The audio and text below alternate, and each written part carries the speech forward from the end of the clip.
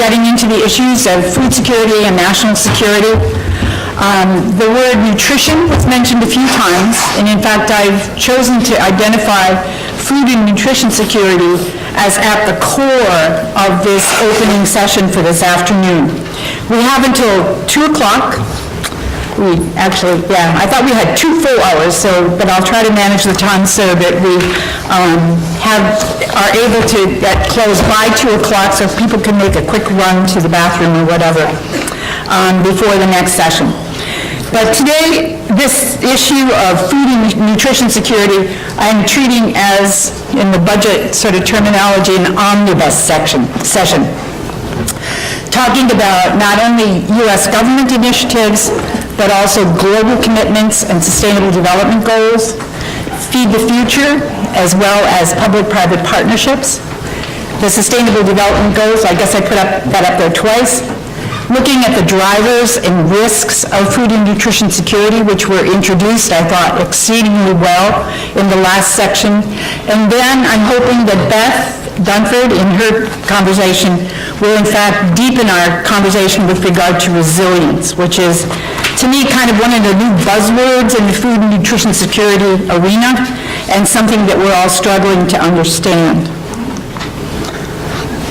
As you can see up here, we have an amazing panel. I call them the power panel of USG leaders in food security.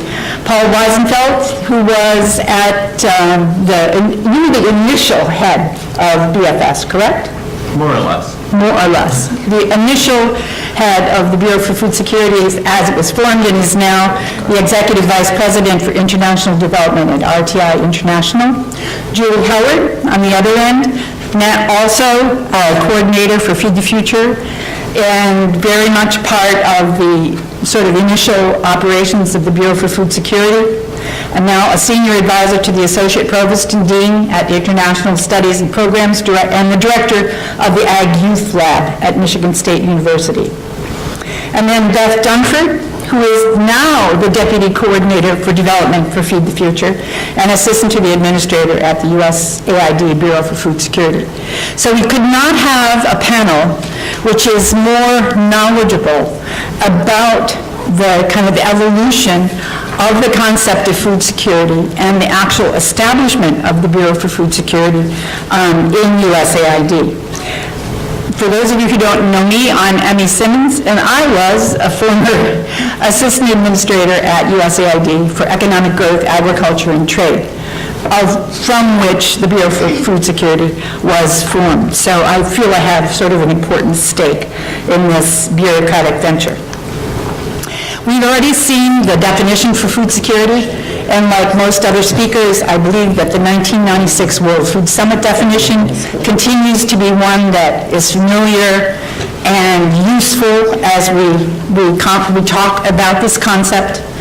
When all people at all times have physical and economic access to sufficient, safe, and nutritious foods that meets their dietary needs and food preferences for an active and healthy life.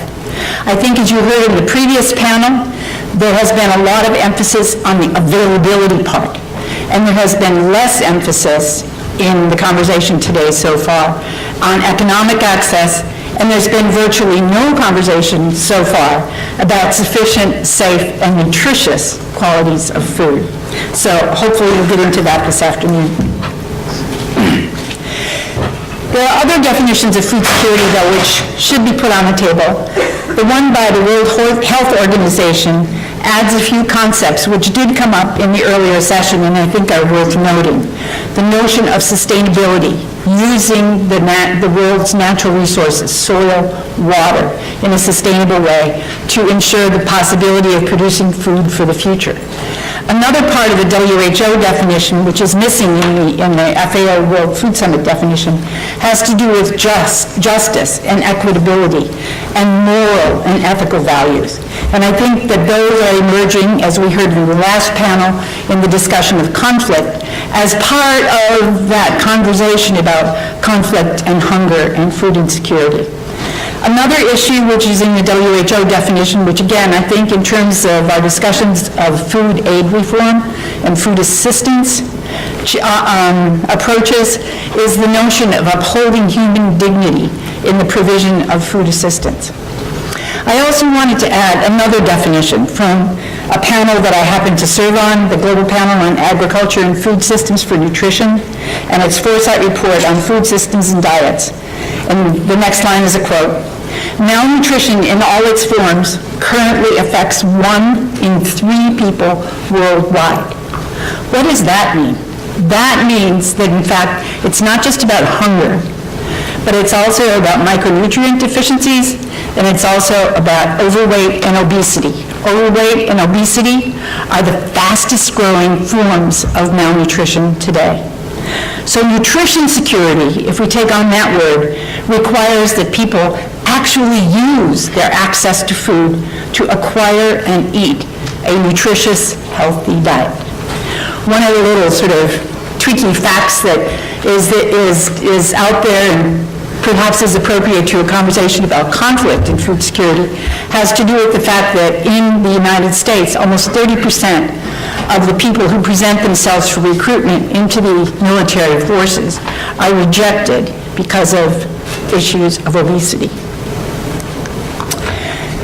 So I've kind of taken a look over the last 20 years. In 1997, just 20 years ago, I returned from USAID in Moscow to serve as the Deputy Assistant Administrator for the Economic Growth and Ag Development. I can't remember, it wasn't called a bureau, it was part of the Global Bureau. And to really take on the issue of agricultural development in particular. Why? Because in 1997, the USAID investments in agriculture were the lowest they had ever been. The annual expenditure on agriculture, if we put everything together that we could possibly call agriculture, was $270 million. So the administration at that time said, you know, this probably isn't enough. And since then, I think we've learned a lot about what it takes to invest in agriculture, what it takes to provide a food supply, the availability, but also to generate the economic growth that allows people access to food and allows them to actually seek and purchase the kind of food that they need to have sufficient, safe, and nutritious diets. It seems to me, as I think back over my last 20 years, and I'm offering this as a little bit of framing for our panelists who I've also asked to look back, shocks to the global food systems in multiple occasions have happened. We've talked about it already this morning, and they seem to be happening at an increasing pace. Droughts, flooding, incidents of pests, breakouts of conflict, market disruption, market failure. So we have a whole variety of shocks that have caused people to have issues with regard to the availability, access, or their consumption of food. But we find that in governance terms, as the panel talked about this morning, there are different responses to shocks. So we have shock, we have response. And then we have initiation of pathways to recovery, saying, well, this is not so good. And then, again, as you heard this morning, there's the challenge of preventing recurrence of shocks. I've recently written a paper for the Center for Strategic and International Studies on recurring storms, focusing on this fact that shocks don't just occur, everybody fixes them, and then life moves on and everything is happy ever after. That isn't the way that real life works. So the last point, I think, is one that USAID has really taken to heart in its new 2017 to 2025 Global Food Security Strategy, and talking about building strength and resilience in the food system. To, and I use the quote here from the Sustainable Development Goals, to end hunger, achieve food security and improve nutrition, and promote sustainable agriculture. That's a real mouthful, and people are still having a hard time getting their minds around the magnitude of that challenge. I just wanted to remind us all that this cycle of shock response is one that we are all intuitively familiar with. And this shock, 9/11, I put this up in honor of Veterans Day, which was last Saturday. And recall, for those of you who are old enough, it turns out some of my nieces and nephews are now too young to actually remember this as a seminal event. But for those of us who remember it was a profound shock for the U.S. It was a profound threat to our national security. And naturally, there was a response fairly quickly. And that response involved military action. Kinetic action, I think is what the military guys say, right? Kinetic action. And increased the level of conflict on the ground in Afghanistan in order to search out the source, the havens of al-Qaeda. But conflict always causes food insecurity. And Afghanistan was no exception. So you see the USAID bag there, the woman waiting to being part of the group of recipients.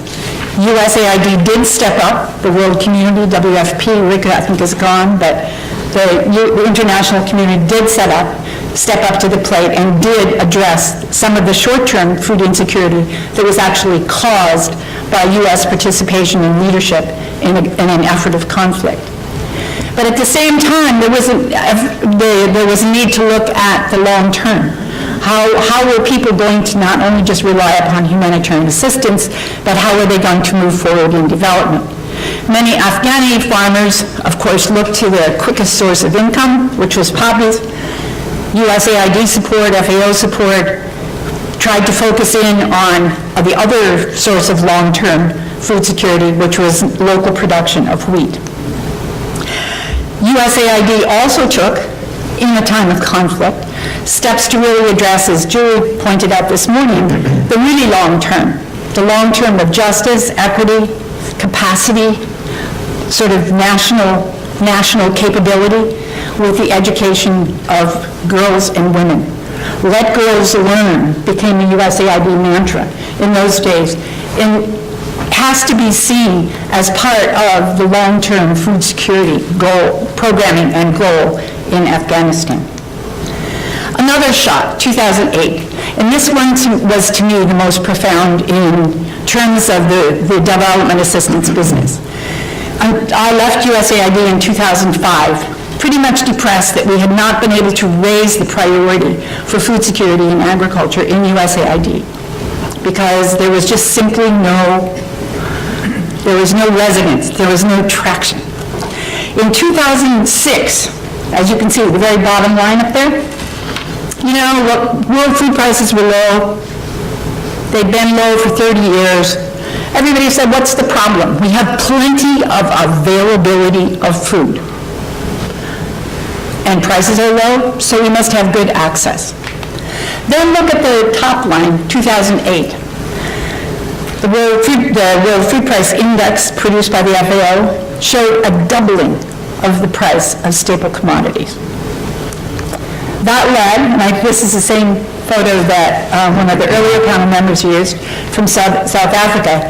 People took to the streets. 40 countries or so around the world, two governments fell away with high food prices because for the low-income people who spend 60, maybe even as high as 70% of their incomes on food, a doubling of food prices is bad news. It's food insecurity. It's very, very troubling politically. So in 2009, you can see the G8 stepped up to the plate and launched the L'Aquila Food Security Initiative. And that's what gave all of our power panel here their first feet on the ground as administrators. And that effort of the L'Aquila Food Security Initiative continued to be supported by the U.S. government in the Camp David agreement. What was it, Julie, 2012? 2012, Camp David, and launching the new Alliance for Food Security and Nutrition. This picture is from Ethiopia. And those are green beans, which I totally like, because when I was a kid, I used to produce green beans for a factory. But it's also in places like Rwanda, the new alliance, or the L'Aquila Food Security Initiative also started the global, I can't remember, it's called GAFSP, Global Alliance for Food Security.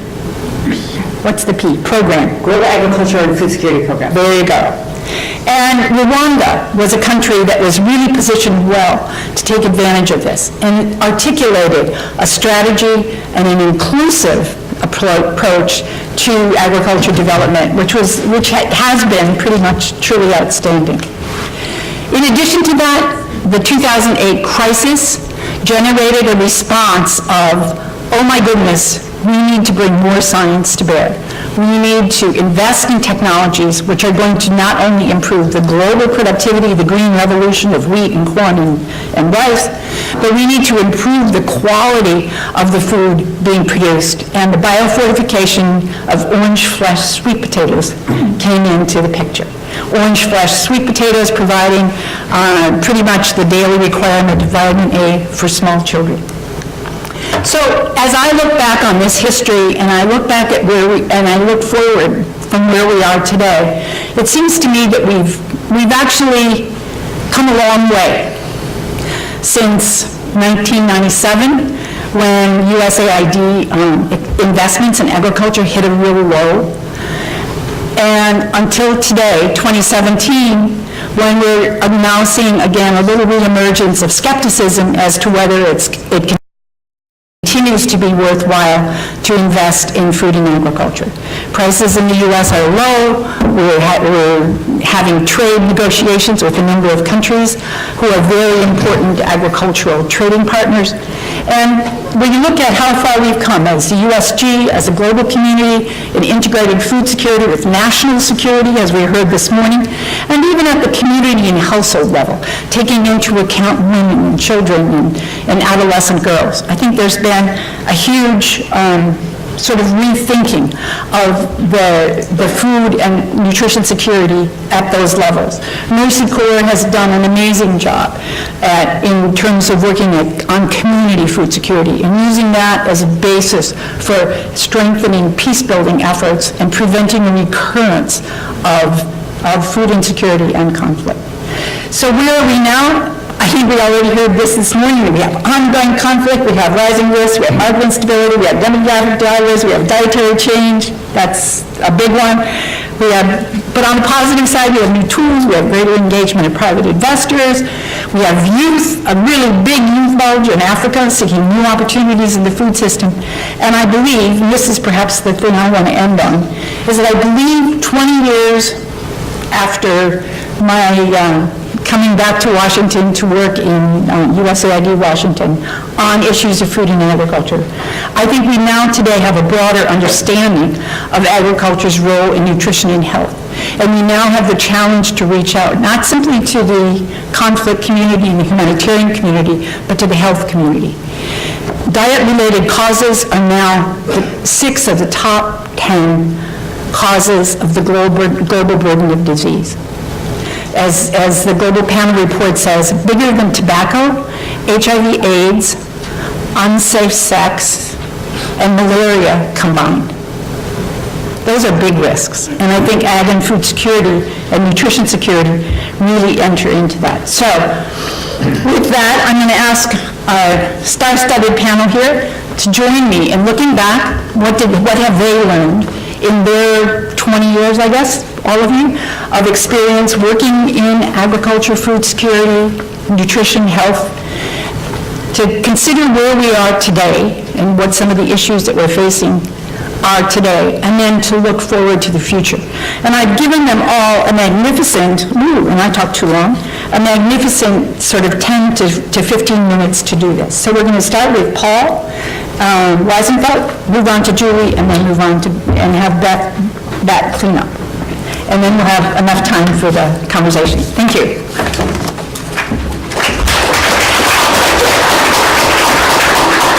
Thanks so much, Emmy. Thanks to George Mason University. Thanks, Johanna and Phil, for helping organize this great event. As Emmy was talking about us and our experience, I whispered to Beth that I think Emmy was involved in kind of food security and agriculture and aid at conception. And Julie and I were in a leadership role kind of at the birthing of Feed the Future, and it's kind of fallen to Beth now to get the kids off to school. So I think all of us have played different roles in this. And it's in great hands with Beth getting the kids off to school, and she has personal experience with getting kids off to school too. So Emmy's already talked about my background, but I had the great privilege of leading the Bureau for Food Security in the early days. I was in the Foreign Service before that for 20 years, and during most of that time, kind of as Emmy described, food security and agriculture was just not a priority. Development often goes through fads, and there was a long trough where food security and agriculture was not part of the fad.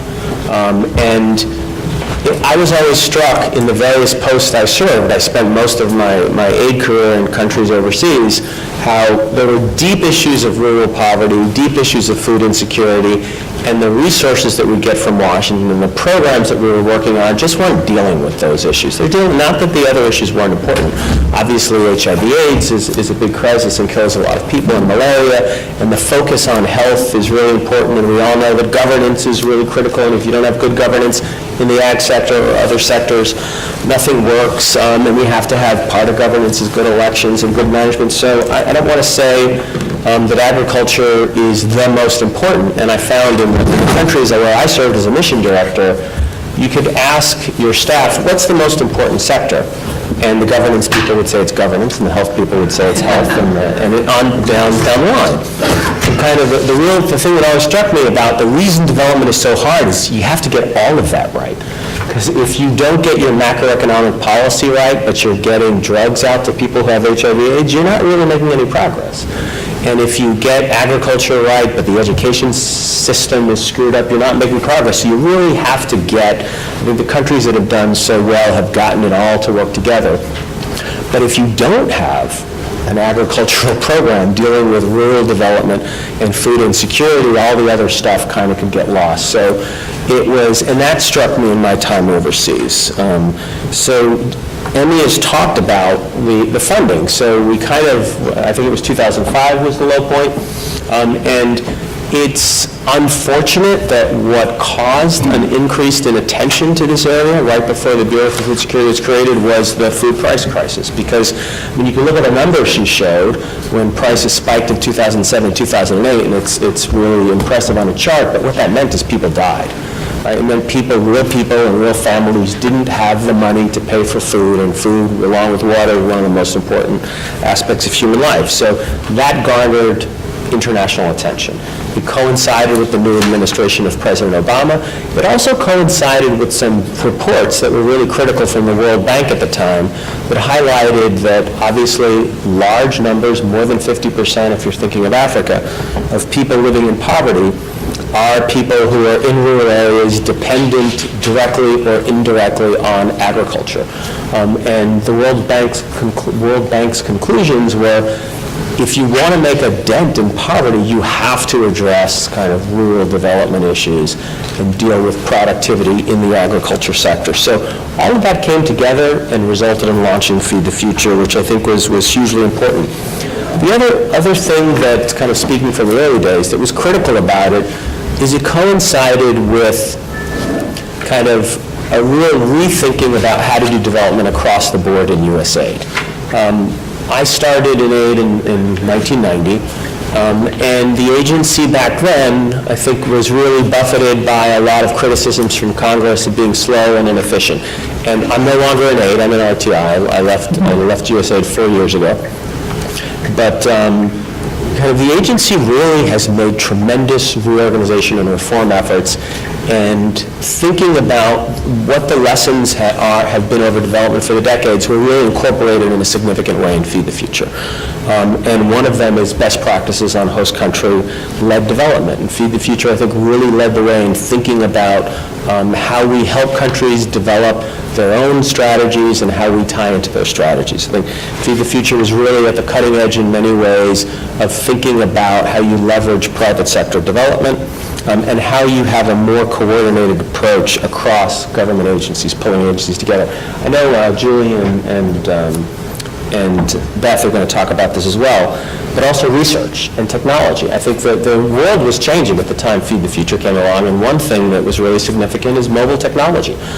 So how you use mobile technology and leverage technology platforms to connect farmers to producers and get efficiencies. I think all of this came together at the same time and resulted in some of the tremendous impacts that Feed the Future's had. So what have the impacts been?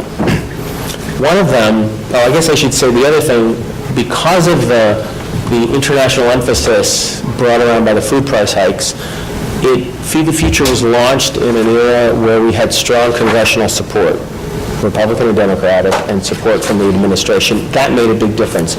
I think for much of my career in aid before this started, aid was lucky if it operated under the radar screen. It didn't have strong support across the administration. And you can really drive change when you have strong support. When you get the President and the Secretary of State involved in policy discussions with leaders of other countries on ag issues, that's very powerful. And that, I've never seen that in my time in aid. And I think that was a really important lesson. And I think a lot of the ways that the program was managed, and I think that Beth has really continued to bring that bipartisan support by showing results, and that's critical. So I will highlight a couple of results from the first phase of Feed the Future, and I know Beth will, since I've been gone, that's improved it a lot more, and we'll talk about how she's fixed all the problems I caused when I was there. So first was a real commitment to agricultural research and better linking research to programs. We talk about evidence-based programming in aid. Everyone uses the term evidence-based programming. All of the organizations working in development say evidence-based programming. At the same time, for much of my career in aid, people would say, well, we don't fund research. We fund implementation. We don't fund research for research's sake. We have to fund results. And I just never really understood that dichotomy, because how do you do evidence-based programming if you don't know what the evidence is? You have to fund research.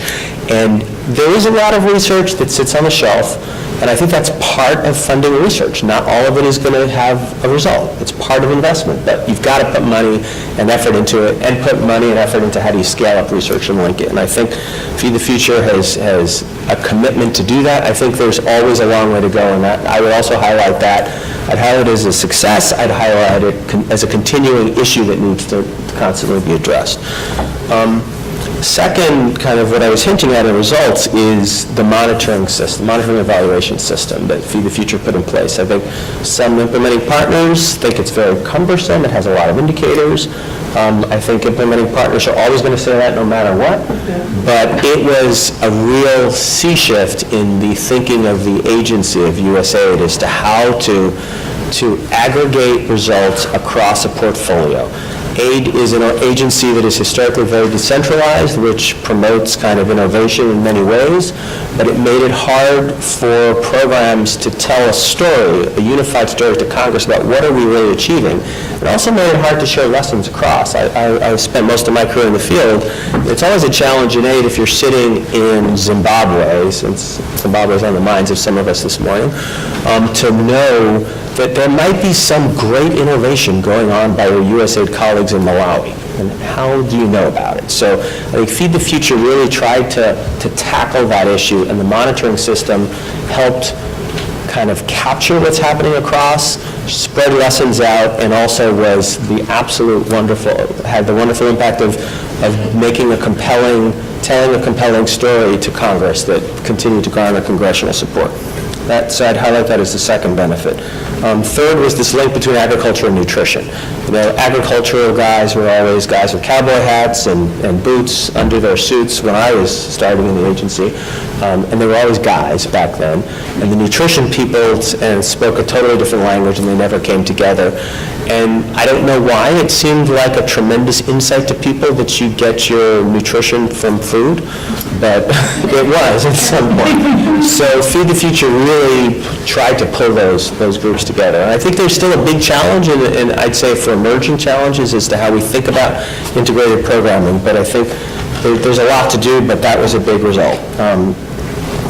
Fourth is bringing a lot of government agencies together in a coordinated way, and I'm not going to say more about that because that really was an area that Julie in particular was the biggest leader on and made a lot of progress in that.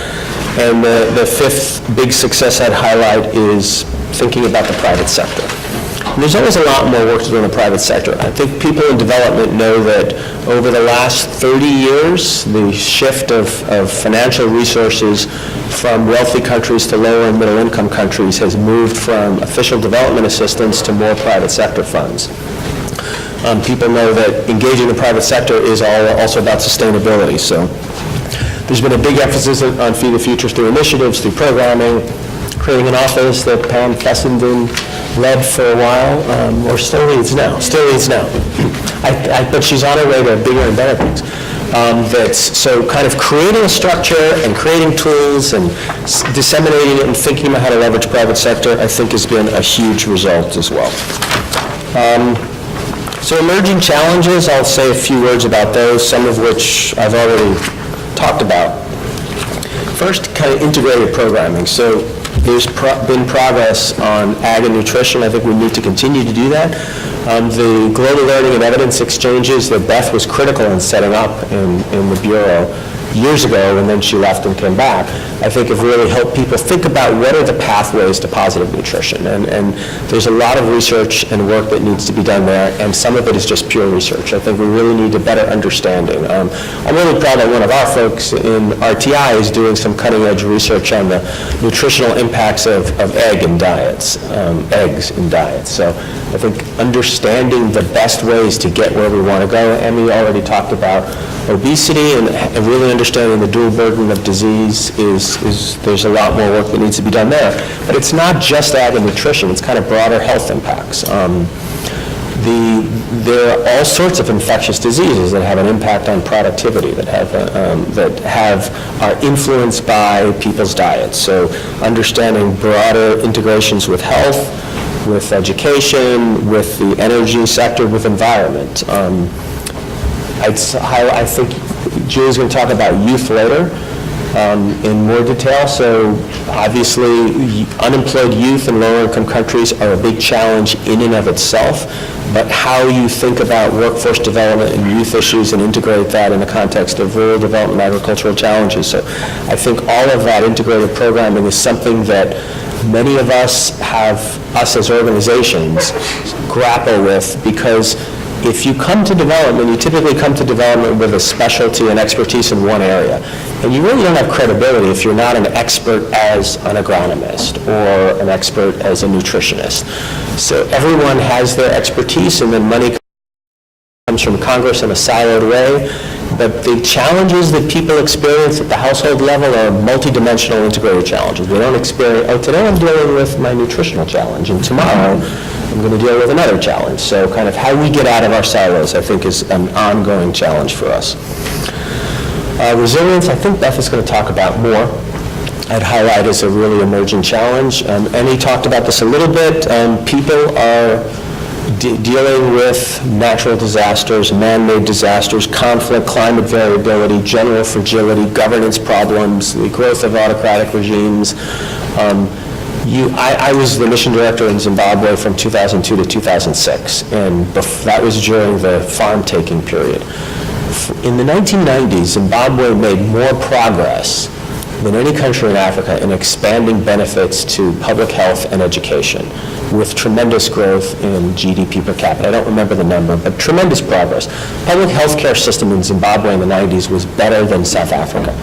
It's often surprising to people when I say that, because they think South Africa has this great tertiary care system, but I'm talking about access to public health for the mass of the population. It all evaporated in a few years because of fragility and conflict.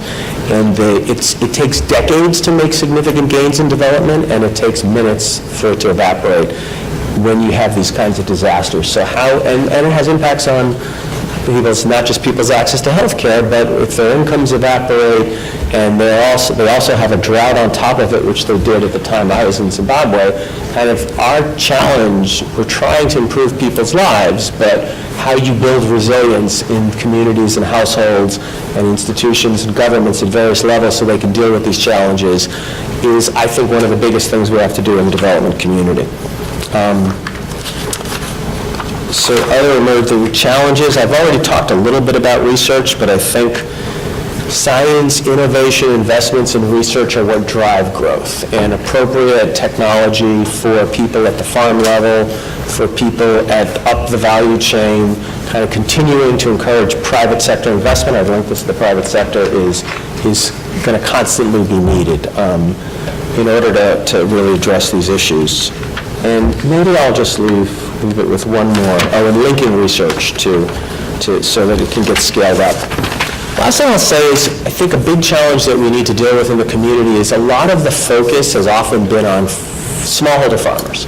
Let's improve the productivity of smallholder farmers. Let's get smallholder farmers connected to markets. Let's deal with food security or insecurity of smallholder farmers. I think having a broader understanding of what's going on in rural economies is really important. Because if you travel to, I was in Ethiopia and Kenya last week, if you travel to any of these areas where people are vulnerable, there are people who don't have access to land, who sell their labor, and in many cases they're the most food insecure people in those communities, and kind of really understanding and disaggregating and segregating different people's needs in these rural poor economies. And so sometimes you can improve a lot of smallholder farmers, and they become more productive and they have less need to hire labor. And then what happens to the people in those communities who are selling their labor in order to buy food? So kind of having a broader understanding of what's going on in those economies, I think, is a big challenge for us as a community. I said that was the last, but I'll leave you with all of this. We're in a world that's I think I said growth of authoritarian regimes around the world, fragility is a big challenge to us, and it's tough for U.S. government programs to be nimble and agile and change as the needs change. And I think that to me is the most fundamental challenge we have to deal with in all of this. How do we shift quickly as we see the environment shift around us so we can be responsive? So I'll leave it there. I meant to watch my time and see how long I went. Okay, thanks. Thanks again to Jude. I think let's just, carry on. That was great.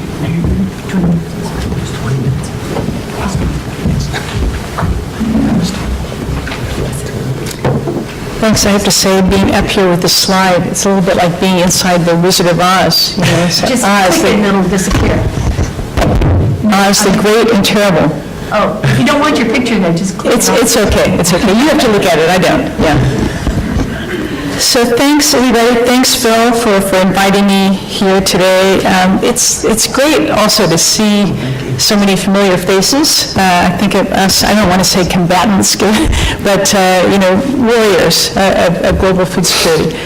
I had the privilege to serve with Paul and Beth in the Bureau of Food Security in USAID, but before then, I worked with many of you in the community, in the U.S. community, in the African community, to try and raise, and Emmy, of course, try and raise the profile of global food security. And I led an organization called the Partnership to Cut Hunger and Poverty in Africa. It was really the brainchild of Peter McPherson, a former USAID administrator. But the purpose of the partnership was really to operate as a kind of stealth engine to bring together different factions, including the food aid groups, including the Aggie groups, including universities, including NGOs, and also some of the African leadership around the premise that the U.S. really needed to invest more in food security, more resources, and really needed to invest against African-defined priorities. And that was quite a new idea in the early 2000s. At the same time, we had the Comprehensive Africa Agricultural Development Program and commitments by heads of state. So, that idea of African priorities sort of went into a mechanism that had been created and a commitment by heads of state in Africa. So it was quite an interesting time. I appreciate the opportunity today to talk a little bit about how we came to Feed the Future. And I have to say, all due respect to U.S. government, I feel like the ideas for Feed the Future came from outside of government, came from many of you, came from African colleagues. And the Bush administration and the Obama administration became vehicles, really, for the ideas that were developed externally, developed by private sector, developed by NGOs. So quite an interesting process developed by think tanks.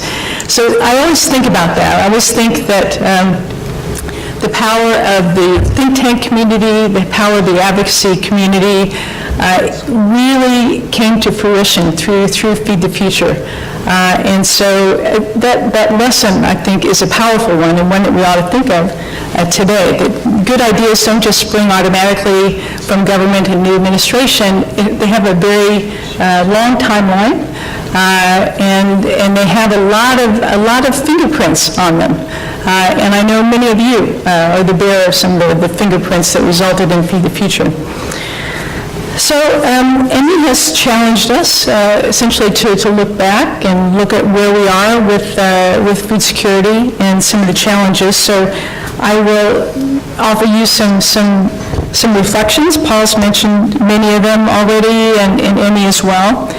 But just thinking back over 20 years, today it's just so widely accepted that ag and food security are integrally tied to national and global security, and it's actually hard right now, especially in the discussion today, to imagine what a big shift that represents.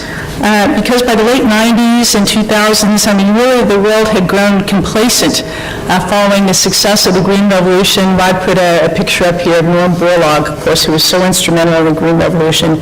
But we got used to thinking that, we took care of that problem already. We don't have the India famine, we don't have that looming over us. But as Emmy described, funding for agriculture, funding for science, really took a very steep nosedive in the 90s.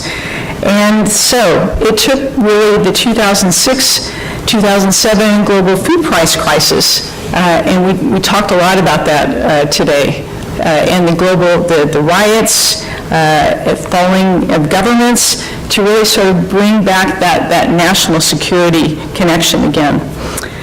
So what made that period different?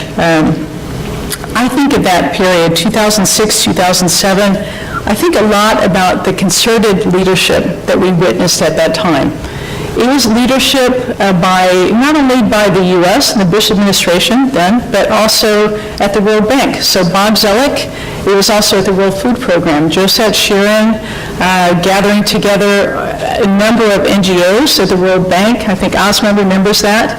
And I just remember very clearly, Zoellick and Josette Sheeran essentially going through their Rolodexes, who's going to call what global leader? Who's going to get Japan to unloose its rice stocks, to prevent a further crisis. It was that kind of very personal as well as institutional leadership that I think was unique in that period, and the personalities. It was really amazing to see that in operation and see it done so transparently, I think, at that level. I think also it was a time of, and I really want to draw a point on this, it was a time where we thought those problems couldn't be solved only by global institutions, but had to bring in leadership from the countries themselves.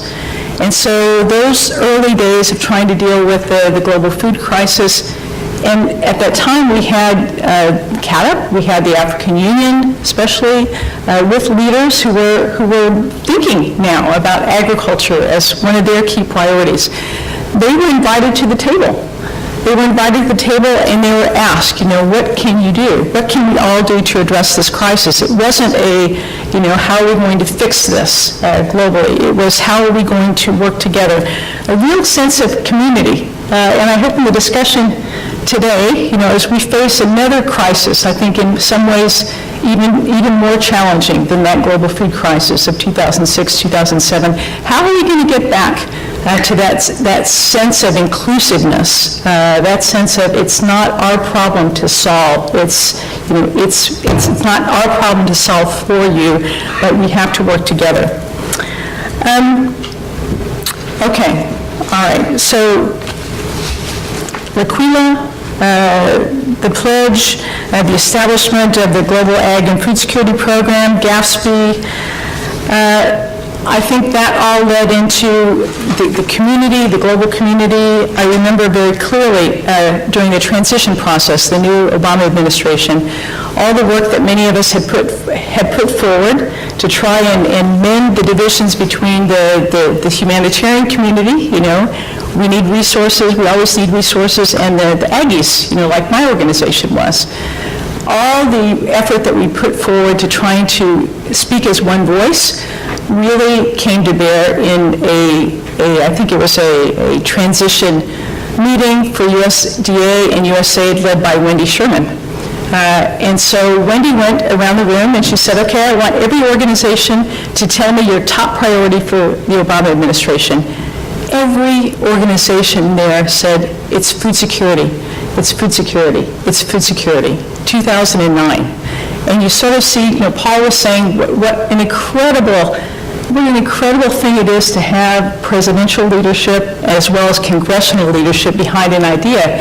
You could see, it sort of morphed the people in that room, the message that was delivered to the agencies, the leadership of President Obama himself, really very powerful.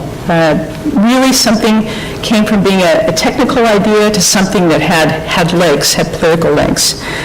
So that L'Aquila initiative, the U.S. commitment of $3.5 billion over 3 years, leveraging an additional $18.5 billion from the G20, this is what became Feed the Future, a presidential initiative on global food security. I mean, those of us in the room, you could barely imagine that in 2000.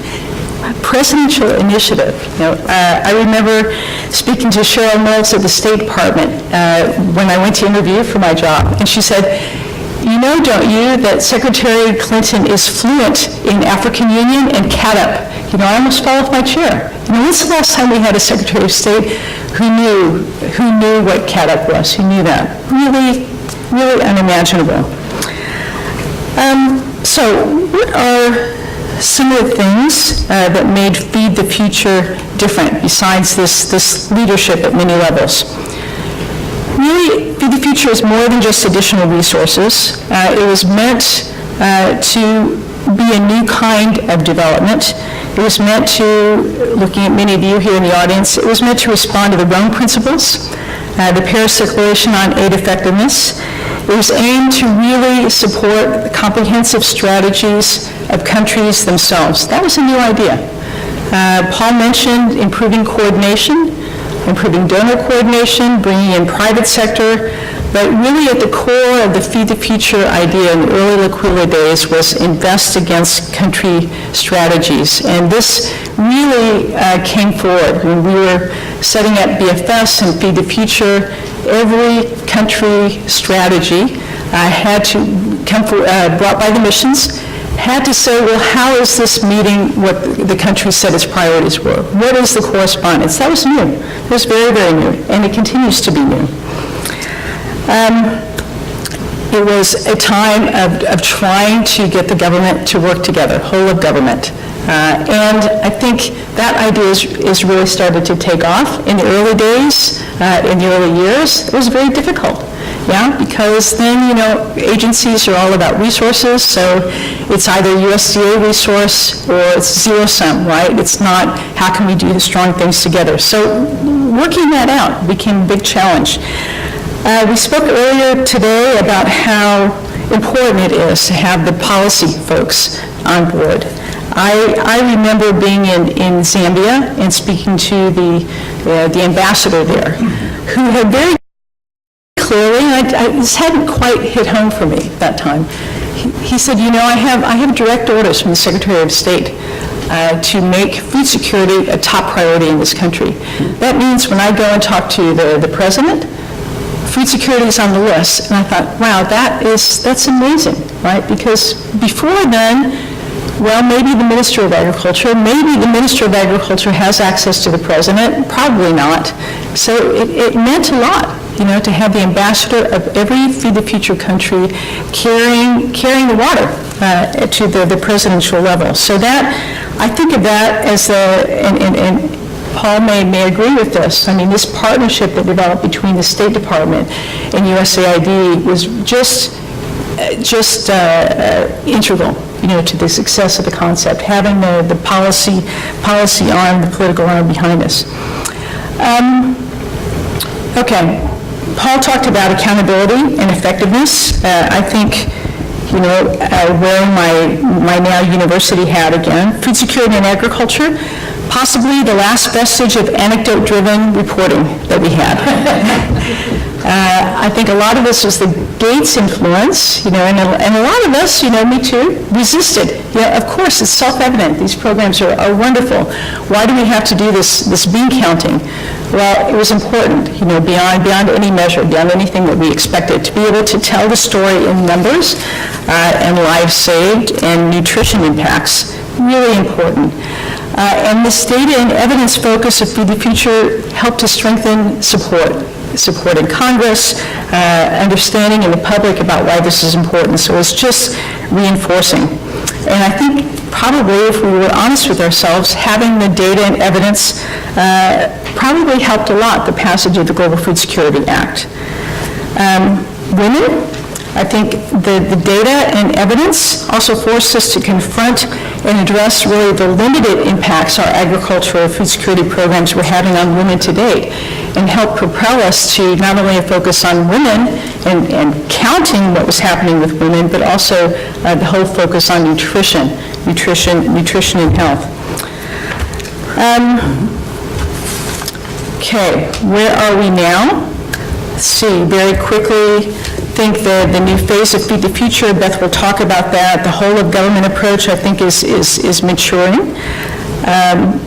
Paul talked a little bit about the research strategy. I just reread the new research strategy and note that, the maturing of the whole of government process. I think in the early days of Feed the Future, we thought whole of government for us in ag research is USDA and USAID.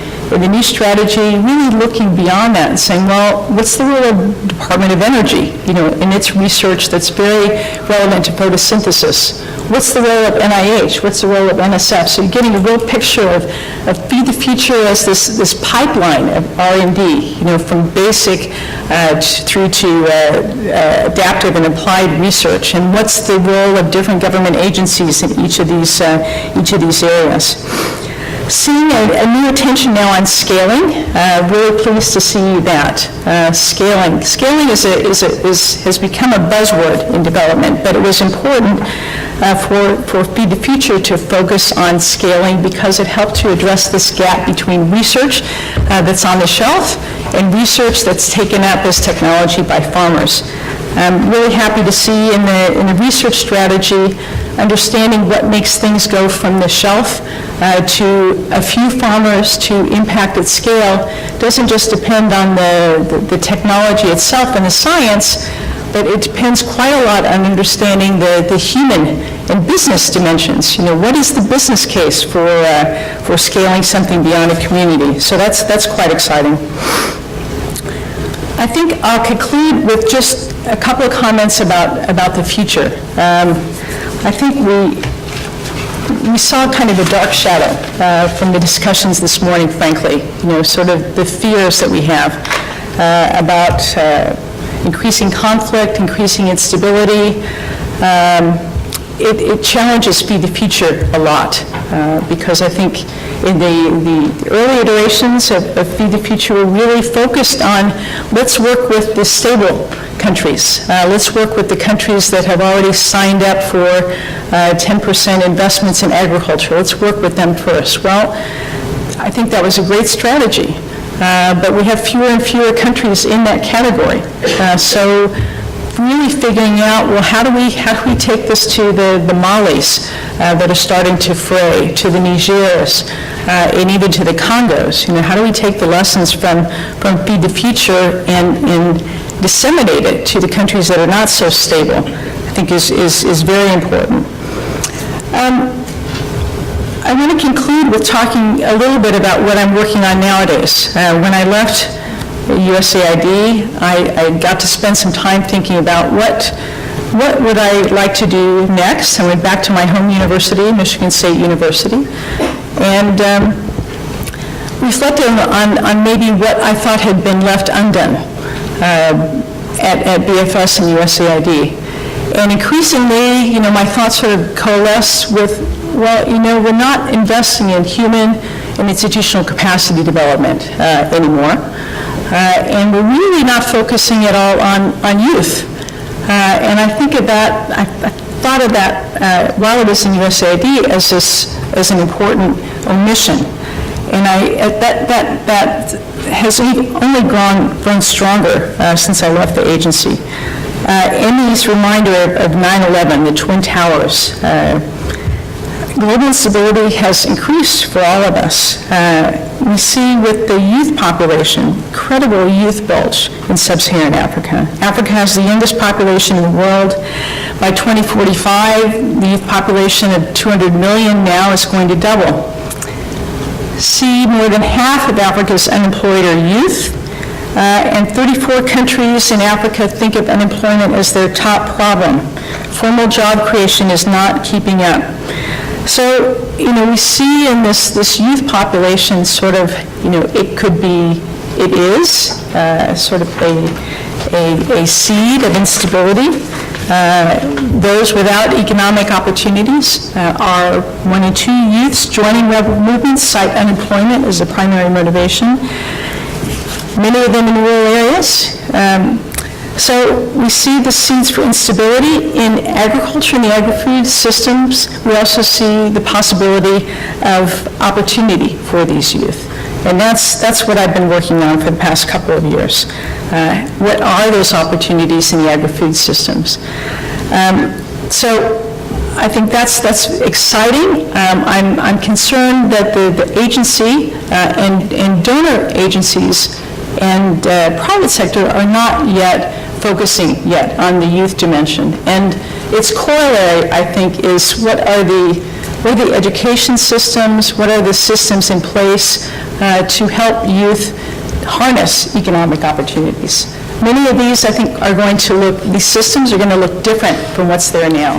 When we did our research for MasterCard Foundation on what's happening with formal systems, are they producing youth that are employable? The answer is largely no. Private sector would say the skills are not relevant to what we need. We also need youth with leadership skills, with soft skills. They're not coming out. So a lot of the problems that we're seeing in African countries have a bit of a parallel to the issues that we're seeing in the U.S., right? So with formal systems not responding to the needs of the market, and youth under pressure there and here to play in a gig economy, yeah? I mean, to be entrepreneurs in almost everything. What kind of skills do you need to be able to play in that system? So leading with that thought, what's our responsibility as advocates, as supporters, as analysts, to think about what's the role of youth in solving some of the issues that we've outlined today, and to creating a future going forward. These, I would argue, youth are the people who are going to be in place to solve these problems. How can we equip them? Thank you. Thank you, Julie. That was a terrific long-term story, bringing the NGO, the advocacy, the university perspective into the USAID perspective, the development perspective, and then heading right back out of it again. I thought that was masterful. Thank you. Beth, Dunford, let me just turn to you and take it away. Great. Thanks, Emmy, for that introduction, and I'm just honored and humbled to be sharing the panel with Paul Weisenfeld and Julie Howard, who really stood up for the future and really did so much amazing groundbreaking work to launch this initiative that has really led to such sustainable increased commitment in food security, and I'm honored to be really taking this forward. So Paul and Julie, I think, have raised many of the key points of where we are today, where we've come from, what we've learned, what are the key issues we need to be thinking about. And so I'm just going to add some of my own reflections and then talk about food security in this administration. So in my early days of USAID, I was a Food for Peace officer during the droughts of early 2000s in Ethiopia, and I see Dina Esposito here, who we also, who is leading Food for Peace recently, who was a big part of also standing up with Feed the Future. So thank you for being here today, and love to hear your insights as well. So I was really glad that the United States, when I was a young Food for Peace officer in Ethiopia, was doing its part to really respond to an urgent humanitarian crisis. We delivered, I think, that year 1 million metric tons of food. It was a lot of money, a lot of work. It was a very serious crisis, and I was very, very proud of that work. They really had the feeling that we were going to be back there doing that again in the next couple of years. And so all of that work, all that money, all that effort, all of those people really brought to the brink of starvation would be suffering the same thing in the next couple of years.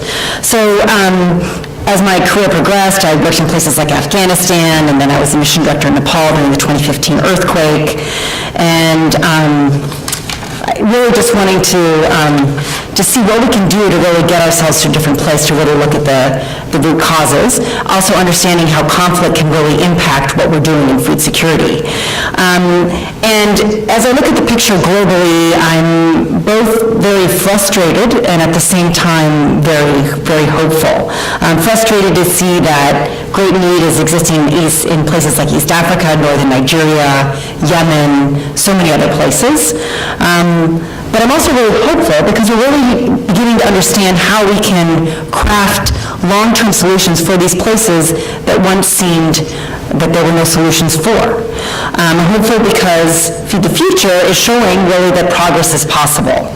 If you look at Ethiopia and Kenya, these are both of which have been really marred in this multi-year drought, recurrent drought, places that had been forgotten by development. It's not really worth putting our development investment there because really we can't see a difference. We've seen actually these populations, these communities, these countries are remarkably resilient. So really, things are a lot better in these areas than they were before. So don't misinterpret what I'm saying. There's a lot of suffering in Ethiopia and Kenya, for example, that is terrible. But really, what you see on the ground is a very, very different situation. The drought that they experienced in 2016 was a 50-year event. A drought this bad, a shock of this nature had not occurred in 50 years. But the crisis was really different than what you might have seen 50 years ago. The resilience that we see is really a factor of two different things. The first is strong support for food security programs from partner governments, which we in the U.S. government, you and many in this room, the broader community have really helped foster. And both Ethiopia and Kenya, national governments have established strong, drought-responsive safety nets and have been investing heavily in agriculture and drought cycle management. So these efforts were modeled on Feed the Future pilot programs and then scaled up by these governments. So the first, again, is strong country leadership and country commitment, which is, I think you heard Paul and Julie both mention this, and also Emmy before that.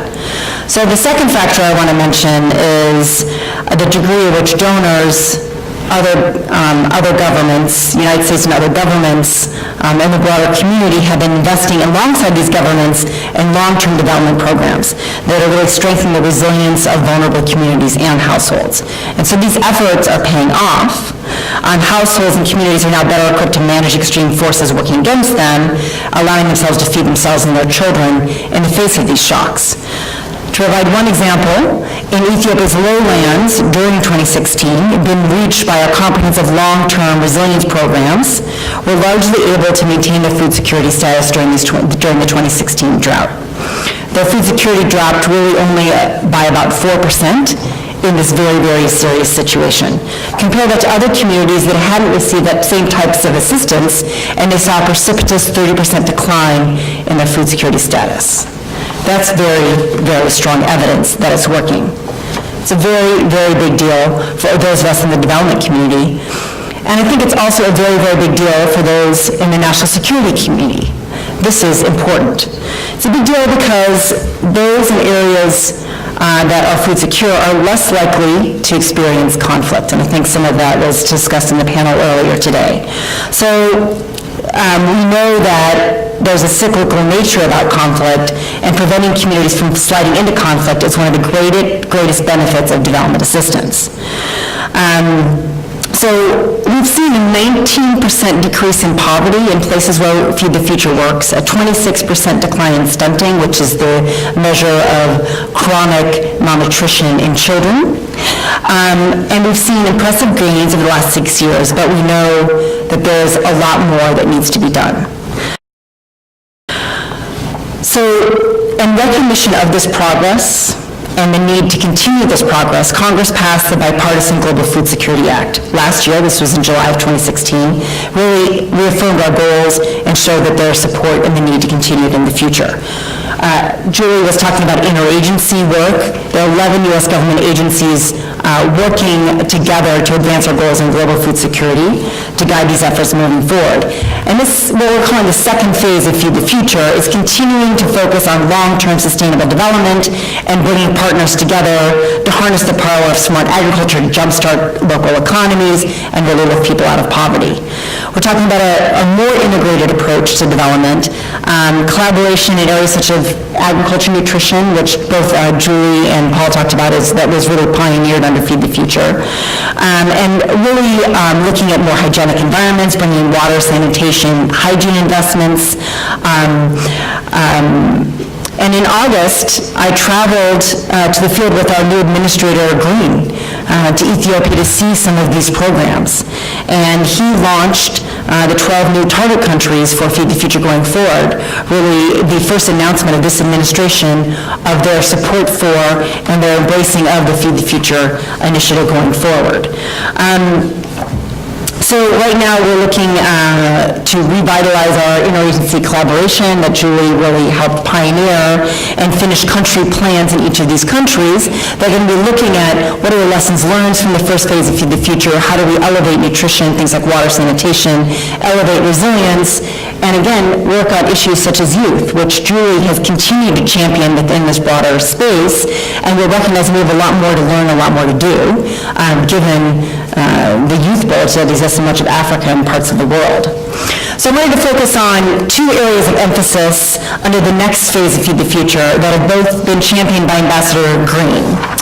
The first is resilience that we've been talking about quite a bit. We've learned the importance of building resilience. It's been elevated as a development objective in the Global Food Security Strategy alongside nutrition and agricultural-led growth. And we're really focusing with this resilience effort to address the root causes of the current crisis and enabling people to escape poverty, not fall back into poverty. One of the things we're seeing is that in many of the countries where we work, Ethiopia, Bangladesh, the majority of the population that escape poverty fall back in within the next year. So really we're looking at how do we get a more sustainable escape from poverty. Investing in resilience can really save us a lot of money later. $1 invested now can save you almost $3 later on in emergency response. So an ounce of prevention is worth a pound of cure. So we saw this in action when we were able to go to the field with Administrator Green, and we went to a meat processing plant in the lowlands of Somalia. And of course, Administrator Green said he's one of the few people who's actually given a speech by a slaughterhouse before, since he was a congressman from Wisconsin. But anyway, we looked at this slaughterhouse as really creating economic opportunity and really building investment and engagement around the livestock value chain, which is really the driver of growth in these areas. And it's really demonstrating the private sector model, recognizing that it's the private sector, this economic activity, that's going to help people diversify their livelihoods, withstand these shocks, and really bring themselves out of poverty. Our contribution of $1 million to the project leveraged $15 million of investment from the private sector. Again, that's the type of sustainable investment that we want to see going forward. This is especially important, as was mentioned by Paul as well, that overseas development assistance from the U.S., two countries where we're working, used to be 80% of resource flows from the U.S. to these countries, and now it's more like 9%, doesn't mean that our investments have necessarily gone down. These resource flows have gone down, but there's a lot more investment coming in from private sector, other remittances and foundations, and so it's really important for us to crowd in that investment.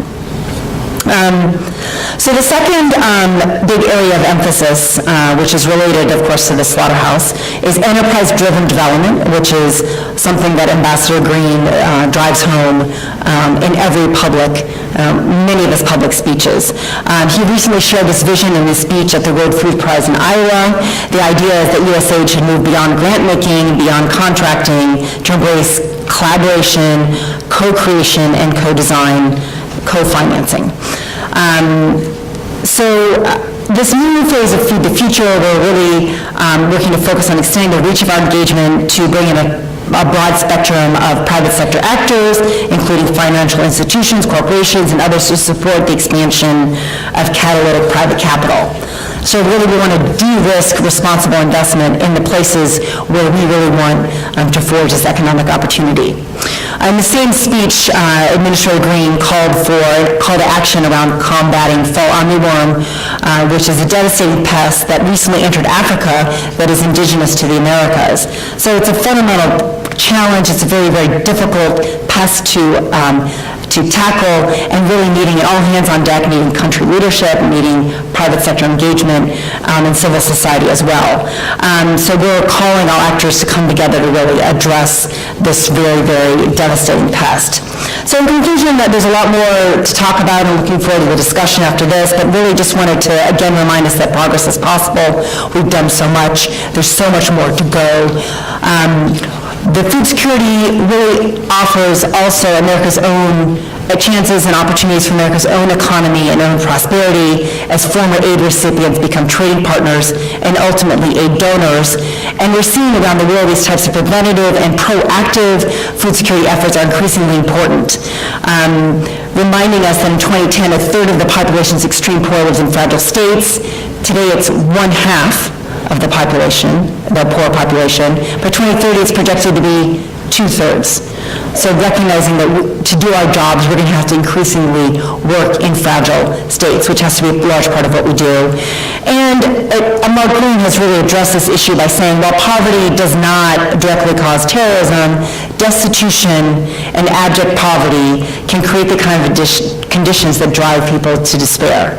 And so we know sadly that despair is a condition that all too easily is exploited by dangerous influences, which is, I think, why agriculture, food security is so important today. More now, we have to focus on these fragile areas.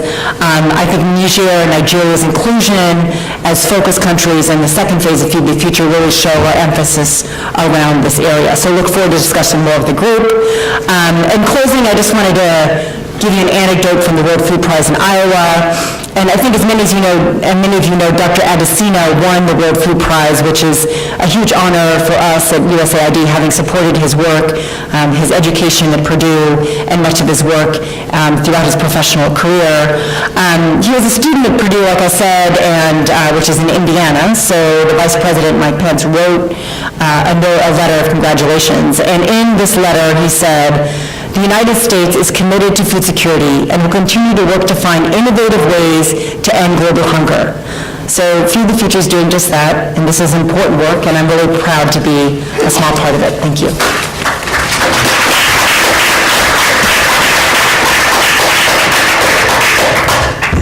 Thank you, Beth. Thank you for taking the look forward and sharing the Phase 2 Feed the Future kind of challenges that you've laid out in front of you. It was terrific. I'm just going to, we have a half hour for discussion among the panel and with you here in the audience. Let me just tip a couple of points that I noted that I really felt sort of narrative being underscored. One is the importance of integrated programming among the whole of government, that is with USDA, with DOE, with Department of State, with the White House itself. I think that was really an important story that everybody brought, is that in order to really achieve a robust program supporting agriculture, food security, and nutrition, you really have to have everybody behind it. I thought that was a really important point. But I think that Julie took that further and really talked very powerfully about the importance of that, of countries and people in developing countries being partners with USAID and having an integrated programming in that sense as well. I think the point that I made about working across sectors was underscored very nicely by Paul in talking about the sector of telecoms. Who would have predicted it back in 1995, maybe, that telecoms would be seen as an important part of the potential for agricultural development and food security through its through its support for trading systems, through its conduit for information about markets, for information about climate, weather, all those kinds of things. So I think that the story of change is very much a story that you all have told. I think the question that Paul brought up about the pace of change, though, and whether in fact organizations, including not just USAID, but organizations in this room who are involved in programming in the field, are really agile enough as organizations to respond in an effective way to some of the kind of shocks, but also the gradual changes that emerge. Julie talked about the sort of rapid growth of the youth population. I mean, we know about demographic models. This should not be a surprise, but nevertheless, the fact that jobs are simply not being created rapidly enough to absorb this labor force, and looking at 50% unemployment really does make one scared. So the question is whether, in fact, we have the pace of change. I appreciated Beth's underlining the importance of paying attention in phase 2, Feed the Future, to fragile countries, because I think, again, with the pace of change in what I've heard referred to by the IMF as multi-speed Africa, some of the African countries are speeding ahead, but there are other countries which are really being left behind. And the question is whether there are spillover effects, either positively or negatively, from the countries with which USAID and other donors are working closely. So that's an issue. I also thought that the theme of kind of capacity development is an integral part of agriculture, food security, nutrition, research, innovation, skills development. All of those kinds of things really did come out of your story. The question that I've heard in recent days emerging in town is whether, in fact, USAID is contemplating changing its policy with regard to tertiary education, saying that if, yes, it's great to support research and science and innovation, but USAID has not been terribly active and provided much leadership in developing academic communities in its partner countries. And that's a question which, again, some of you here may have been part of these discussions, but you can't have a good research program without actually having people who have science training and education and are skilled in doing research.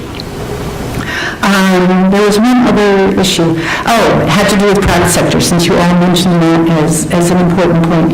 And again, it relates to kind of the capacity development issue. Beth, you mentioned sort of de-risking and doing co-creation and co-investment with the private sector.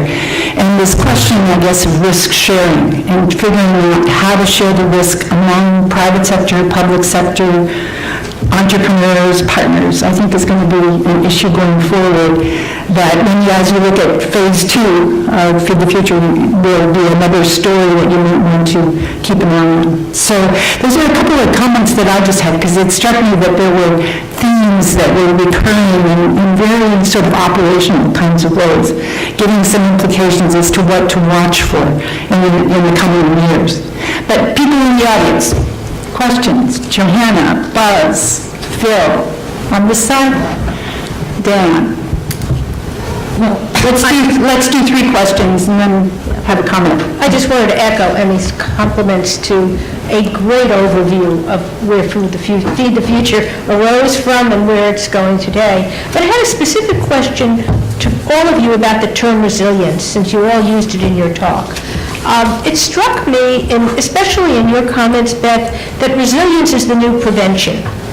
And yet, you are the first person I've heard actually link the word prevention activities, which long-term development is focused on, to the idea of resilience. And it seems perhaps there's a greater need to develop that concept? Because in the first panel, and I know many of you were not able to be with us, we talked about the need to translate to policymakers and legislators how the work of development has this preventive capacity, which in fact prevents destabilization and creates the foundation for more secure environments. So I wondered if you all would like to sort of contemplate it, or am I misunderstanding how resilience could play a stronger definitional role in explaining the concepts that you're trying to get across with the link of agriculture, nutrition, and development? Great question. Who's next? Buzz, I think. Buzz Goroff?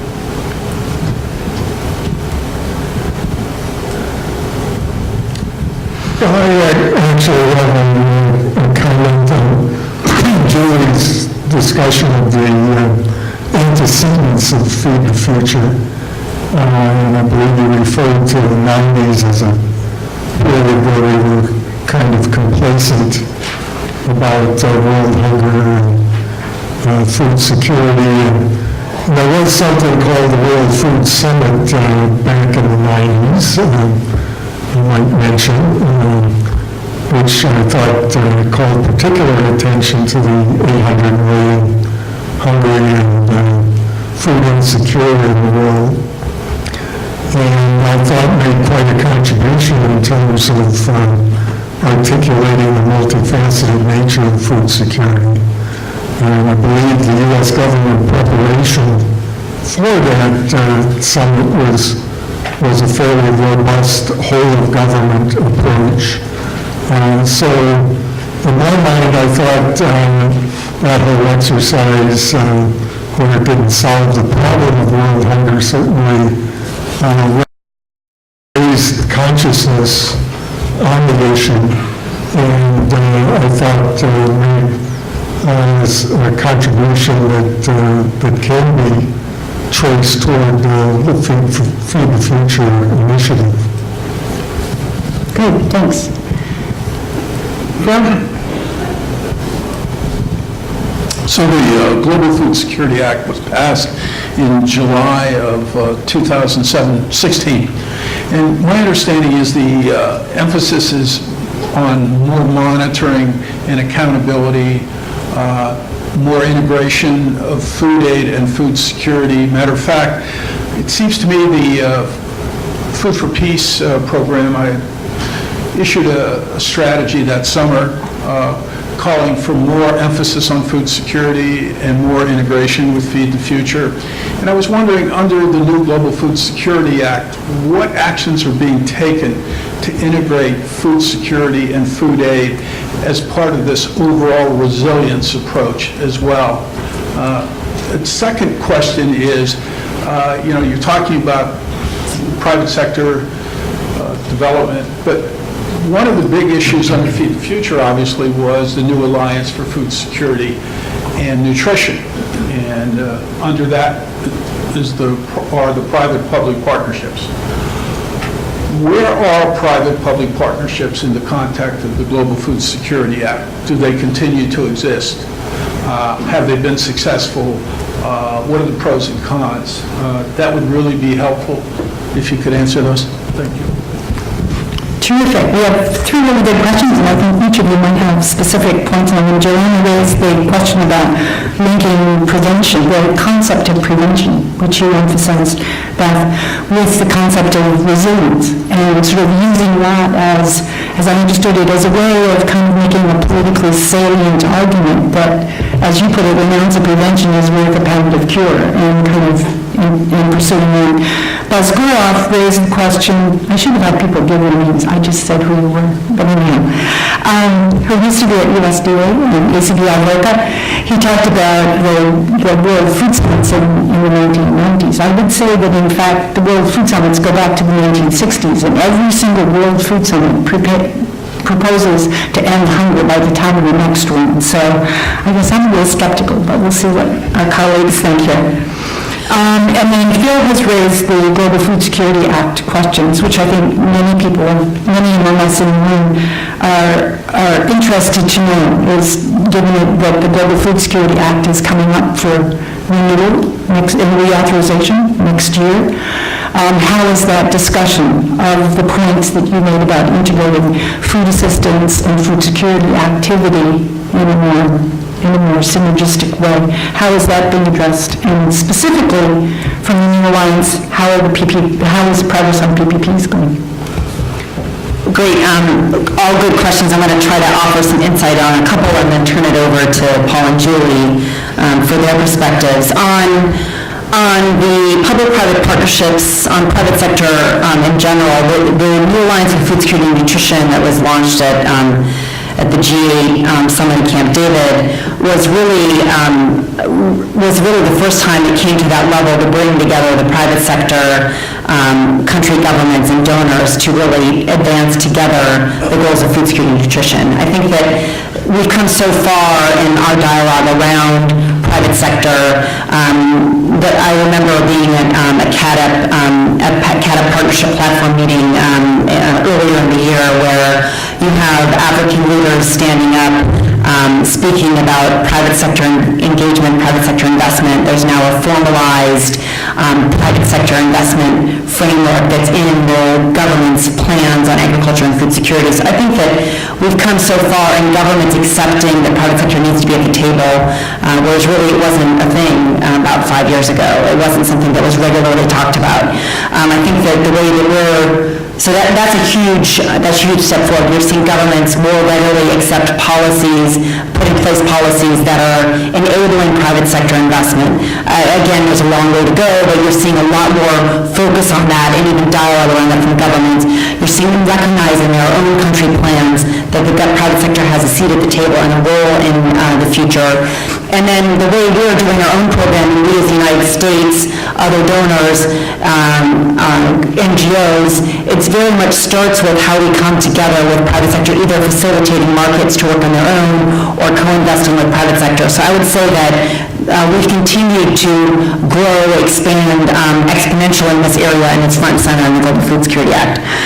On the food aid, food security integration, I think that really if you look at the Global Food Security Strategy that was submitted to Congress last October of 2016, all of that is integrated under one results framework, and while there are different resource flows, there's Title II resources, there's IDA resources, there's development food aid programming, there's regular development assistance ag programming.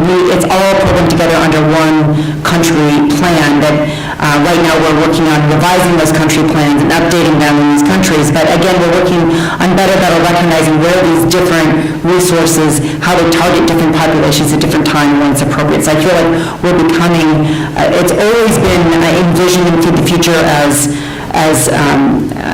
under a shared strategy, and we're just getting better and better at programming those tools really together in those different, targeting different populations. And then lastly, on resilience, I do think it can be looked at as prevention, and I do think that given the fiscal environment we are in right now with Congress and with this administration, it's really important to emphasize the cost savings.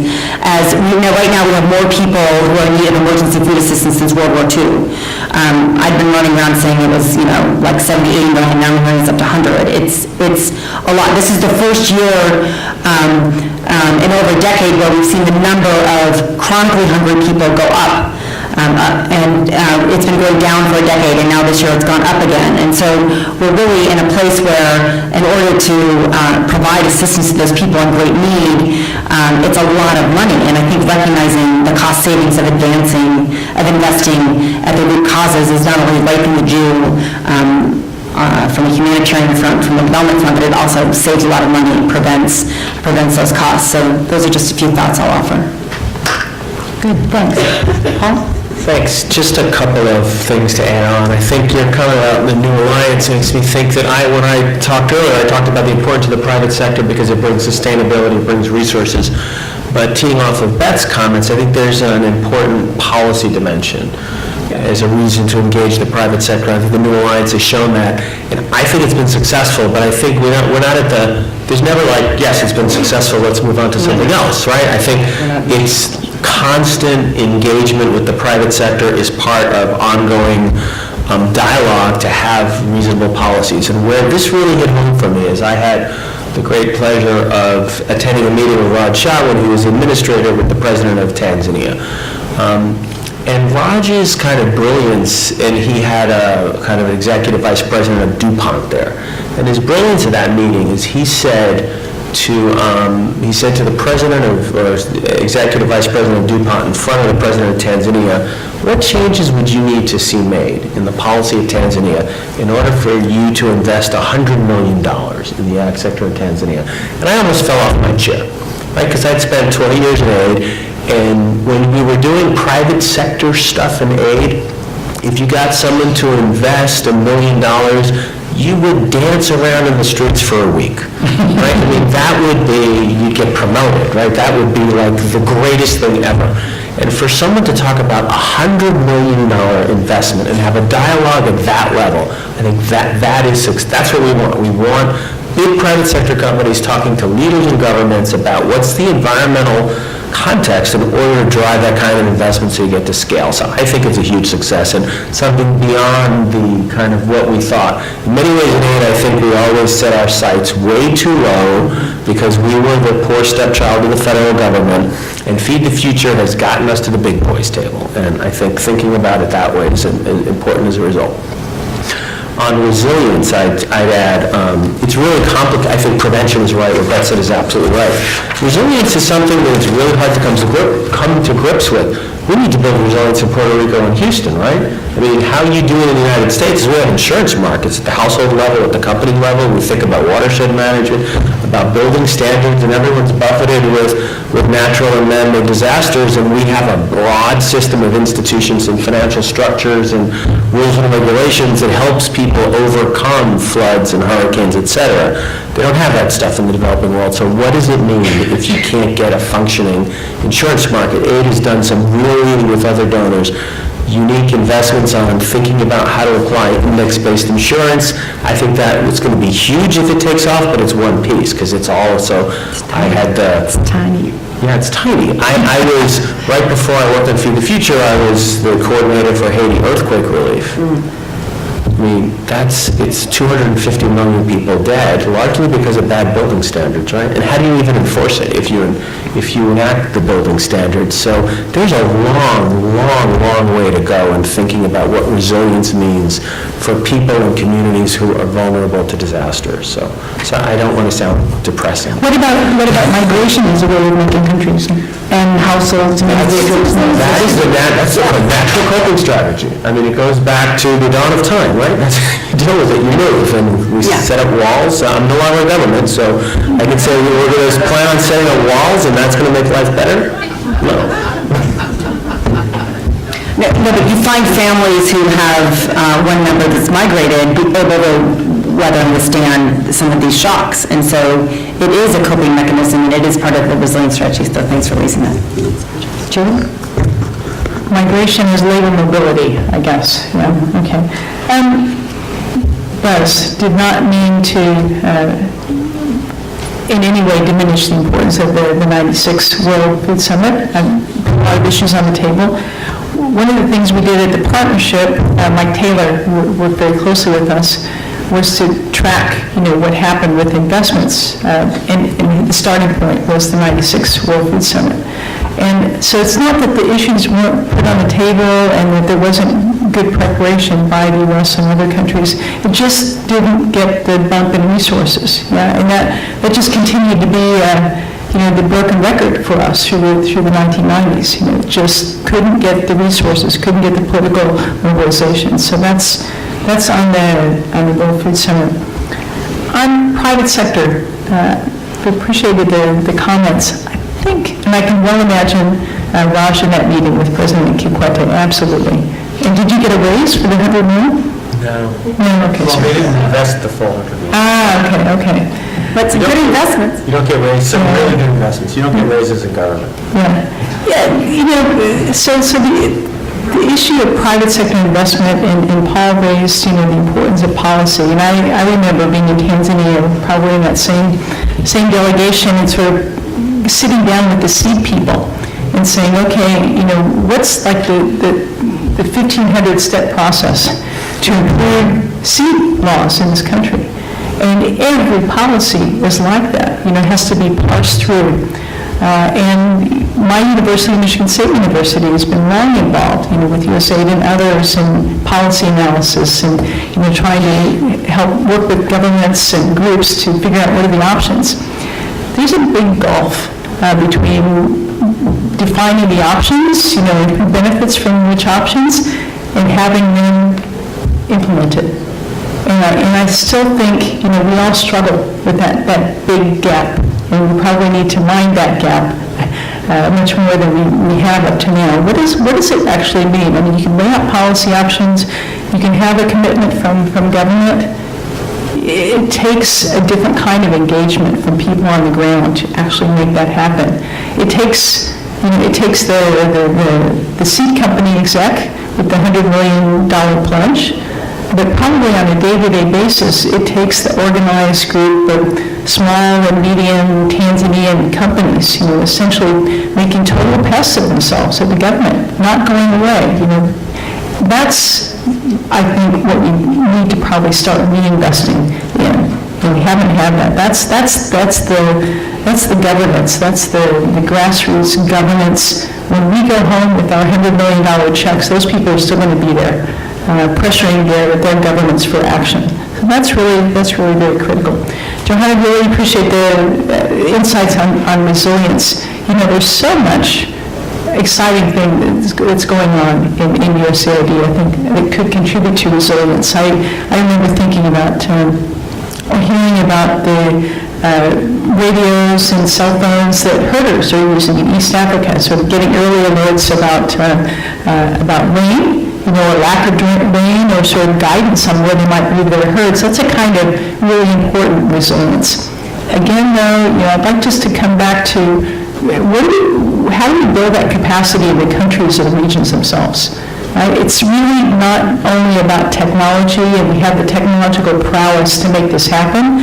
It's who has that accessible, and who's going to have the connections, in the community and in the country level and the region, to make sure that system, that early warning system, gets adopted, gets really used. So it's beyond the technology, the adoption, and the networks, the local networks that are necessary to make adoption of resilience policies and practices happen. Good. Let's take 3 more questions, and we'll do quick questions, and then we'll have quick responses. Dan, and you, sir, and Steve in the back. And introduce yourself. I just called you. I'm Dan Silverstein. I'm a private sector advisor. I'll try to make this as quick as possible. When I want to set it up, it's a 2-part question. And I wouldn't ask this of any other panel, except you're just wicked smart, and I'm interested to know what you would think. Beth talked about leveraging $1 of aid with $15 from the private sector, and said one of the 2 objectives for the future is enterprise-driven development. It reminds me of Andrew Natsios in 2001 talking about getting around federal constraints on private sector engagement as a precursor to creating the global development alliances. So my question is, how is this any different than the GDAs? And the second question is to Paul. One of the consequences of sitting at the big boys table is that you move from dealing with people who want to advance the cause of humankind to the people who live in a world in which you kill what you eat what you kill. If the focus is on enterprise-driven development, isn't that just another way of saying that USAID is becoming a trade-oriented agency whose interests are going to be to support the more narrow objectives of businesses at the expense of biodiversity, pre-competitive research, and support for people who live just below the level at which commercialization is possible? Those are 2 really good, tough questions. Let's turn to this gentleman here. My name is Sachin. Wait, hang on. My name is Sachin. I just graduated with a PhD in public policy, where I looked at the role of big data in public policy, focusing on land records. And as I looked at this whole agriculture, food security stuff, there are too many moving parts in the whole thing. You start with the land dimension, where you've got land rights, land records. Then you look at the changing climate, you talk about climate-smart agriculture, part of resilience, and then you talk about agricultural extension and agricultural technologies. I'm just trying to figure out what are the thoughts here that how you could sort of integrate all these different facets of the problem, which ultimately lead to farmer income, food security, using modern technology tools. What are the possible tools that are available using technology that can help integrate and build some sort of a solution that can target these different dimensions of the problem? Thank you. Good, that's an excellent question. In the back row, Steve, this will be the last question. Hi, my name is Steve Pierce, USAID, currently detailed to the National Defense University. And congratulations to the organizers for putting together such a star-studded panel, including the moderator. I'd like to bring forward a theme from this morning, recognizing that you may not have been here this morning, but my question is both to Beth as an insider and to Paul and Julie as former insiders and currently outsiders. Have you had to reframe Feed the Future with the new administration? Is national security, for example, a higher priority than maybe it wasn't when you were using L'Aquila as kind of the organizing framework and principles? Thanks. Great. Good. Who wants to start? That last one was a pretty direct question, straight to you, Beth, I think. I'll start with Steve's question about reframing within this administration. I think that for me, it's been interesting to bring on board a new set of actors to help them understand what we're doing and recognizing and really digging deep and seeing how does food security fit into the goals of American prosperity and American security. And I think as you get into the details and the conversations I've had within this administration, I'm really finding that food security is front and center in both of those. And so the administrator is very, very keen on pushing food security as one of our prominent objectives and work, and really seeing how it does deliver on both of those objectives. So I would say that, talking about America first, talking about American security, American prosperity, the phrasing might be a little bit different, but I think the core of what we're doing and why really spans a lot of these objectives. And so there hasn't been dramatic change. It's really enforcing the same types of efforts we were doing before. And recognizing how it does further this administration's agenda.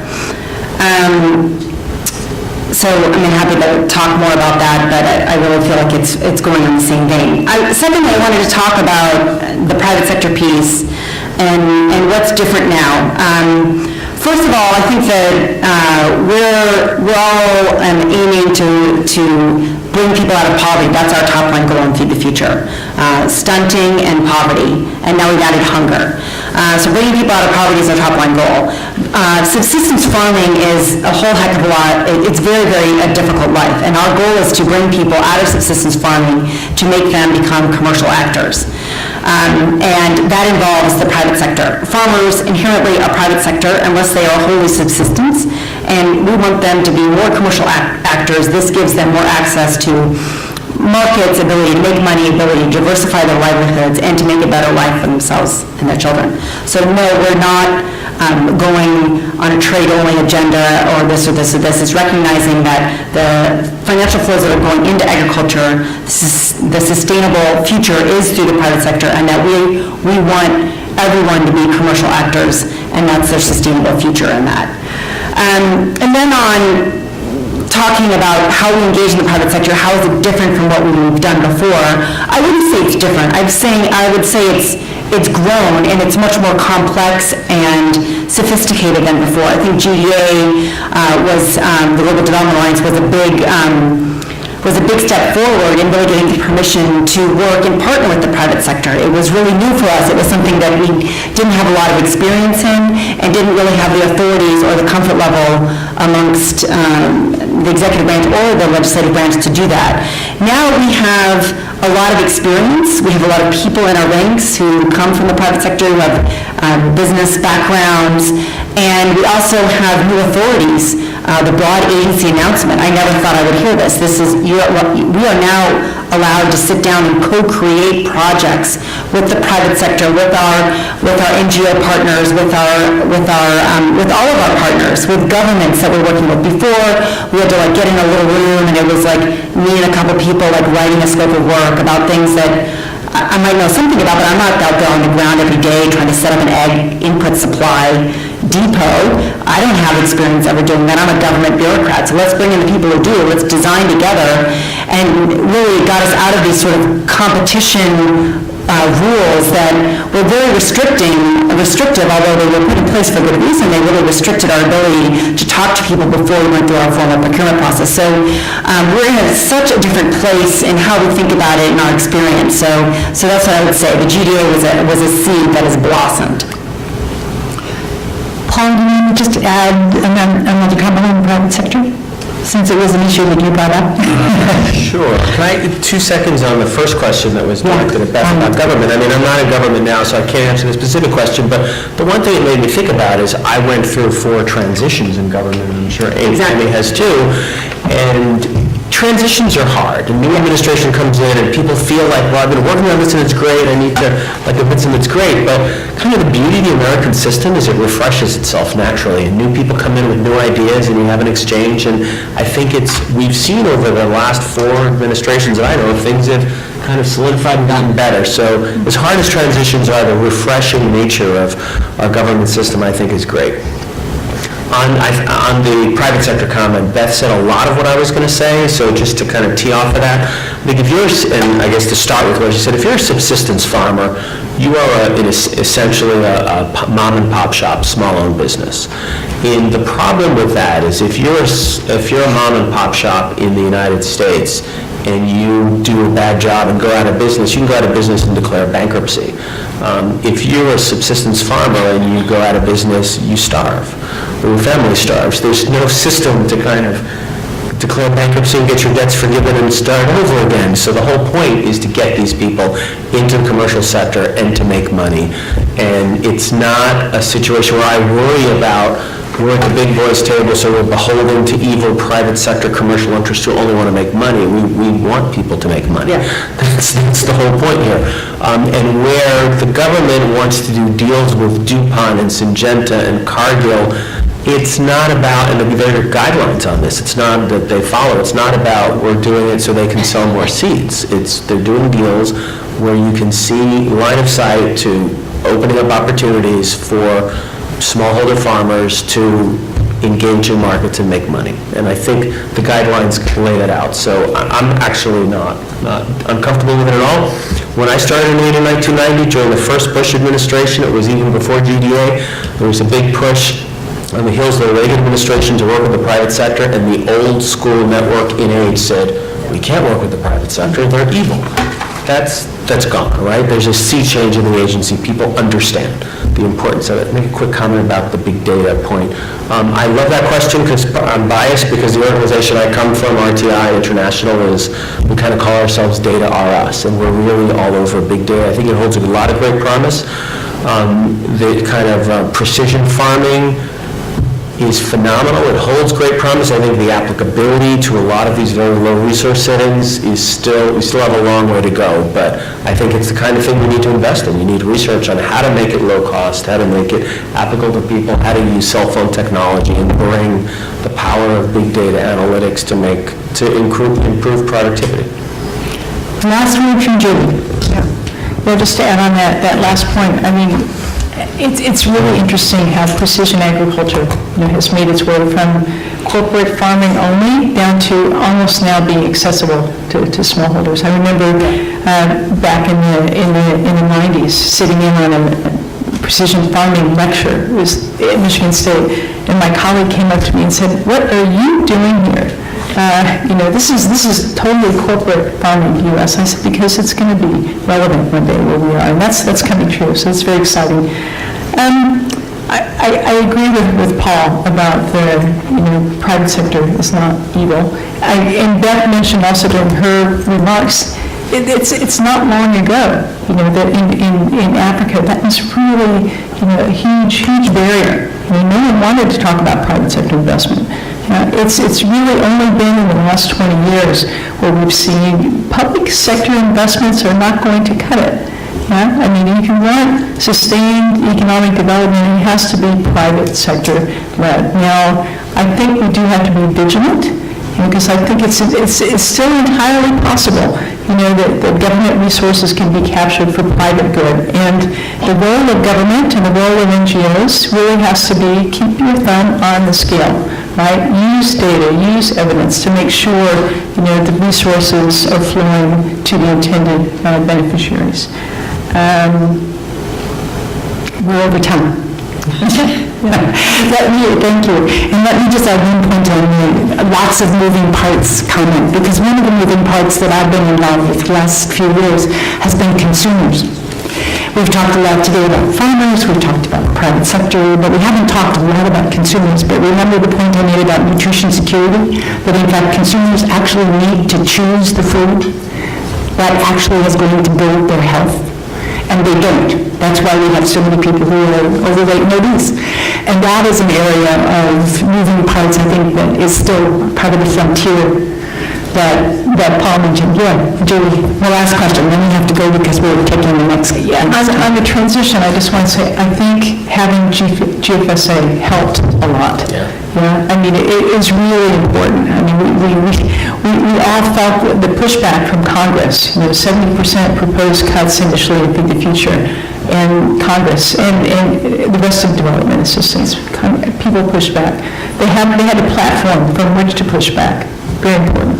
And we have a year to focus on getting it reauthorized, right? Talking about the advocacy and think tank community. Thank you so much. This was a power panel, and I hope that everybody else felt that we had kind of an integrating perspective on where we are and where we're heading with regard to food and nutrition security. Thank you very much.